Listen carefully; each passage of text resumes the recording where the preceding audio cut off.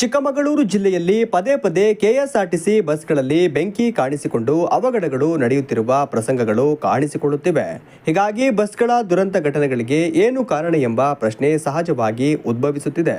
ಇಂತಹ ದುರ್ಘಟನೆಗಳಿಗೆ ಬಸ್ಗಳ ಸುರಕ್ಷತೆಯ ಬಗ್ಗೆ ಪ್ರಯಾಣಿಕರಲ್ಲಿ ಆತಂಕ ಕಾಡುತ್ತಿದೆ ಎಂದು ಎನ್ಸಿಪಿ ಜಿಲ್ಲಾ ಅಧ್ಯಕ್ಷರಾದ ವಿನೋದ್ ಹೇಳಿದರು. ಗಾಡಿಗಳು ಬೆಂಕಿಗೆ ಅವಘಡಗಳು ಆಗ್ತದವೆ, ಆದರೂ ಇಲ್ಲಿ ಯಾವುದೇ ರೀತಿ ಅದಕ್ಕೆ ಮೀಸಲಿರುವಂಥ ಹಣನ ಹಾಗೆ ಇಟ್ಟು ಗಾಡಿಗಳನ್ನ ಅದೇ ರೀತಿ ಬಿಡ್ತಾ ಇದ್ದಾರೆ. ಮತ್ತು ಅದಲ್ಲದೆ ಇಲ್ಲಿ ಭ್ರಷ್ಟಾಧಿಕಾರಿಗಳಿಂದ ತಾಂಡವ ಆಡ್ತಾ ಇದ್ದಾರೆ.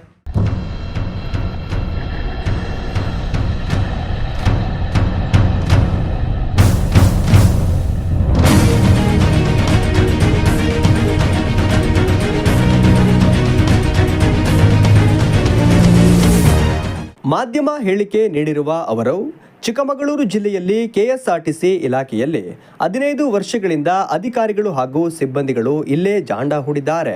ಸಂಬಂಧಪಟ್ಟ ಅಧಿಕಾರಿಗಳೇ ಆಗಲಿ ರಾಜಕಾರಣಿಗಳೇ ಆಗಲಿ ಇವರನ್ನ ಬೇರೆ ಕಡೆಗೆ ವರ್ಗಾಯಿಸುತ್ತಿಲ್ಲ.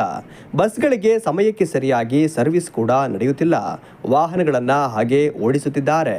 ಆದ್ದರಿಂದ ಒಂದೇ ತಿಂಗಳಲ್ಲಿ 4 ಬಸ್ಗಳಿಗೆ ಬೆಂಕಿ ಬಿದ್ದಿದೆ. ಹೇಳೋರಿಲ್ಲ ಕೇಳೋರಿಲ್ಲ. ಸಾರ್ವಜನಿಕರ ಜೀವಕ್ಕೆ ಯಾರು ಹೊಣೆ ಎಂದು ಪ್ರಶ್ನಿಸಿದ್ದಾರೆ.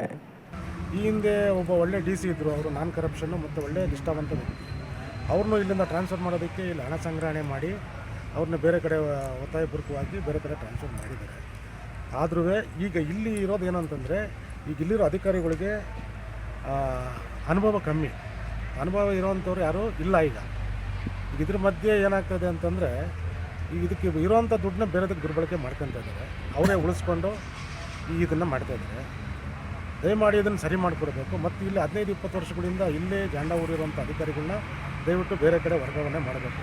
ಈಗ ಅವ್ರಗಳ ಉದ್ದೇಶದಿಂದನೇ ಇವೆಲ್ಲ ಆಗ್ತಾಯಿದೆ. ಮತ್ತು ಇಲ್ಲಿರೋವರೆಗೆ ಸ್ವಲ್ಪ ಅನುಭವ ಕಮ್ಮಿ.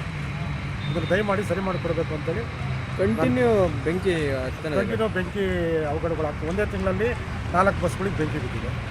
ಮತ್ತು ಡಿಪೋನಲ್ಲಿ ಬಿದ್ದಿದೆ. ಇವೆಲ್ಲ ಯಾರೂ ಇದನ್ನು ಕೇಳೋರಿಲ್ಲ. ಕೇಳಿದ್ರೆ ಅವ್ರನ್ನ ಎತ್ಕಟ್ತಾರೆ. ಹಾಗಾಗಿ ಯಾರೂ ಕೇಳ್ತಾ ಇಲ್ಲ. ದಯಮಾಡಿ ಇದನ್ನು ಸರಿ ಮಾಡಿಕೊಡ್ಬೇಕು ಅಂತೇಳಿ ನಾನು ಸಾರಿಗೆ ಸಚಿವರನ್ನ ವಿನಂತಿ ಮಾಡ್ತೀನಿ.